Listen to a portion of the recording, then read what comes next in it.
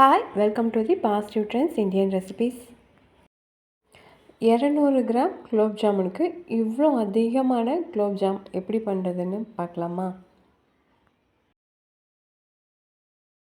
200 gram அளவுக்கு கடையில் வாங்கின குலோப் ஜாமுன் மாவு தான். நான் இன்றைக்கி 250 கிராம் அளவுக்கு சுகர் எடுத்துக்கிறேன். அதே கப்பில் 3 கப் அளவுக்கு தண்ணி சேர்த்திட்டு அடுப்பை ஆன் பண்ணிவிட்டு மீடியம் ஃப்ளேமில் வச்சுருங்க. ஒரு 2 நாளைக்கு இந்த குலோப் ஜாமுன் வச்சு சாப்பிட்லாம். அவ்வளோ ஒரு சாஃப்டாக இருக்கும், டேஸ்ட்டாகவும் இருக்கும். சர்க்கரை நல்லா கரைஞ்சி ஒரு 10 நிமிஷம் நல்லா கொதிக்கட்டும். அதுக்குள்ளே நம்ம குலோப் ஜாமுன் மாவு ரெடி பண்ணிடலாம். இன்றைக்கி 1.5 கப் அளவுக்கு குலோப் ஜாமுன் மாவு வந்திருக்கு. 200 கிராம் அளவுக்கு இந்த மாவு இருக்குது. இதுக்கு 1/4 கப்புக்கும் கம்மியாக தண்ணி சேர்த்திக்கோங்க. இந்த தண்ணியும் நான் பாதி பாதியாக சேர்த்திக்கிறேன். ஃபஸ்ட்டு பாதி சேர்த்திட்டு நல்லா மிக்ஸ் பண்ணதுக்கப்புறமா மறுபடியும் இன்னும் கொஞ்சம் இருக்க தண்ணியை நம்ம சேர்த்திக்கலாம். இப்போ மறுபடியும் இன்னும் கொஞ்சம் இருக்க தண்ணியை மறுபடியும் ஊற்றிட்டு இதை நல்லா பிசைஞ்சிக்கலாம்.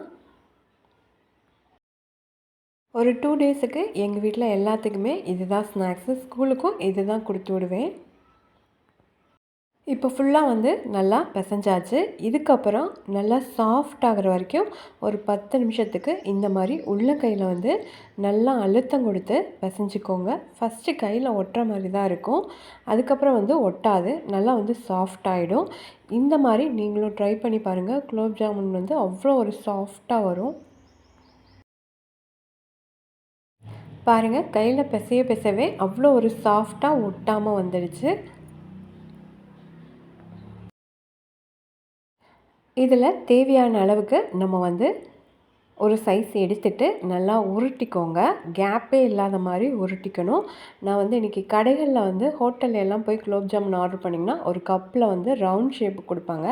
அந்த மாதிரி தான் நான் இன்றைக்கி ரெடி பண்ணி எடுத்து வச்சுக்க போகிறேன். கையில் நல்லா உருட்டிக்கோங்க, கேப்பே இருக்கக்கூடாது. அதுக்கப்புறமா உள்ளங்கை வச்சு லைட்டாக ப்ரெஸ் பண்ணிக்கோங்க. உங்களுக்கு ரவுண்ட் ஷேப்புக்கு வந்துடும். லைட்டாக விரல்களால் ஓரத்தையெல்லாம் நல்லா ப்ரெஸ் பண்ணி விட்டுக்கோங்க. இதே மாதிரி மீதி இருக்க எல்லா மாவுமே நம்ம இந்த மாதிரி ரெடி பண்ணி எடுத்துக்கலாம். கேப்பே இல்லாத மாதிரி நம்ம எவ்வளோக்கு எவ்வளோ அழுத்தம் கொடுத்து தேய்க்கிறோமோ அந்த அளவுக்கு நம்மளுக்கு விரிசல் இல்லாமல் குலோப் ஜாமுன் மாவு உருட்டுறதுக்கு கரெக்டாக வரும்.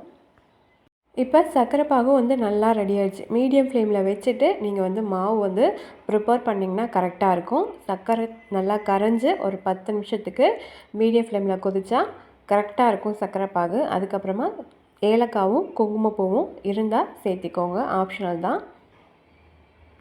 சர்க்கரை பாகு கொஞ்சம் நல்லா ஆறட்டும். இப்போ நம்ம குலோப் ஜாமுனை எண்ணெயில் போட்டு பொரித்து எடுத்துடலாம். எண்ணெய் சூடானதுக்கப்புறமா ஒன்றா இந்த மாதிரி போட்டுக்கோங்க.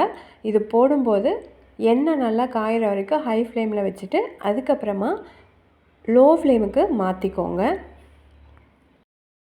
மீடியம் ஃப்ளேமில் நீங்கள் பண்ணினா கூட உள்ளே வேகாமல் தான் இருக்கும். எப்பயுமே குலோப் ஜாமுன் எண்ணெயில் போடும்போது லோ ஃப்ளேமில் வச்சு ரெடி பண்ணிங்கன்னா உள்ளே ஈஸியாக சீக்கிரமாக ரெடி ஆயிரும். அடியில் லைட்டாக கலர் மாறினதுக்கப்புறமா இந்த மாதிரி மேலே திருப்பி போட்டுக்கோங்க எல்லாத்தையுமே. இப்போ பார்த்தீங்கனாலே தெரியும், நம்ம உருட்டினதை விட இப்போ டபுள் மடங்கு பெருசாகிடுச்சு. இது இன்னும் சர்க்கரை பாகில் போடும்போது இன்னொரு மடங்கு இன்னும் அதிகமாக பெருசாயிரும். இப்போ குலோப் ஜாமுனுக்கு நல்லா இதை ஃப்ரை பண்ணி எடுத்தாச்சு. இது நல்லா பார்த்தீங்கன்னா நல்லா ஒரு பன்னு மாதிரி இருக்கும். குலோப் ஜாமுன் செய்ய தெரியாதவங்க கூட இந்த டிப்ஸை ஃபாலோ பண்ணி பாருங்கள். அவ்வளோ ஒரு சூப்பராக நல்லா பன்னு மாதிரி அவ்வளோ உப்பி சூப்பராக வந்திருக்கு. இதை நம்ம இனி எடுத்துகிட்டு நம்ம ஒரு பிளேட்டில் மாற்றி வச்சுக்கலாம். சூடாக இருக்கும்போது சர்க்கரை பாகில் போடக்கூடாது. அதே மாதிரி சர்க்கரை பாகும் ரொம்ப சூடாக இருக்கக்கூடாது, மிதமான சூட்டில் தான் இருக்கணும். கலர் பார்க்குறப்பே தெரியுது எந்த அளவுக்கு கலர் கிடச்சிருக்குன்னு. இது நீங்கள் லோ ஃப்ளேமில் வச்சு ரெடி பண்ணால் மட்டும்தான் இந்த அளவுக்கு கலர் கிடைக்கும். ஒன்று கூட விரிசல் இல்லாமல் சூப்பராக ரெடி ஆகிடுச்சு. இதே மாதிரி மீதி இருக்கிறதையும் நம்ம ரெடி பண்ணி எடுத்துக்கலாம். அதுக்குள்ளே இது கொஞ்சம் நல்லா சூடாக ஆறிடும். எல்லா குலோப் ஜாமுனையும் ஒரு பாத்திரத்தில் நீங்கள் போட்டு வச்சுட்டிங்கன்னா அது ஒன்றோட ஒன்று ஒட்டி இருக்கும். ஒன்று ஊறியும் ஒன்று ஊறாமையும் இருக்கும். அதனால் இந்த மாதிரி சின்ன சின்ன கப்பில் ட்ரை பண்ணி பாருங்கள். அதே மாதிரி சர்க்கரை பாகும் கரெக்டாக இருக்கும். நான் எப்போயுமே குலோப் ஜாமுன் பண்ணுறப்ப இந்த மாதிரி தான் பண்ணுவேன். ஒவ்வொரு கப்பில் வந்து நீங்கள் குலோப் ஜாமுன் வச்சுட்டு அதில் சர்க்கரை பாகு வந்து ஊற்றிட்டா இது ஒரு மணி நேரத்துலேயே சூப்பராக ஊறிடும். நான் இன்றைக்கி 2 பேட்சாக பொரித்து எடுத்துட்டேன். இப்போ எல்லா குலோப் ஜாமும் சூப்பராக ரெடி ஆகிடுச்சு. 1 மணி நேரத்துக்கு நல்லா ஊறிடுச்சு. இதே மாதிரி நீங்களும் ட்ரை பண்ணி பாருங்கள். அவ்வளோ ஒரு டேஸ்ட்டாக இருக்கும். இந்த குலோப் ஜாமுன் ரெசிபி பிடிச்சிருந்தா நம்ம பாசிட்டிவ் ட்ரெண்ட்ஸ் இந்தியன் சேனல் ரெசிபியை மறக்காமல் சப்ஸ்கிரைப் பண்ணிக்கோங்க. கூடவே பெல் சிம்பிளையும் கிளிக் பண்ணிக்கோங்க. லைக் பண்ணிக்கோங்க. உங்களோட கமெண்ட்ஸ்களை மறக்காமல் சொல்லுங்கள். மறுபடியும் ஒரு சூப்பரான ரெசிபியோடு பார்க்கலாம்.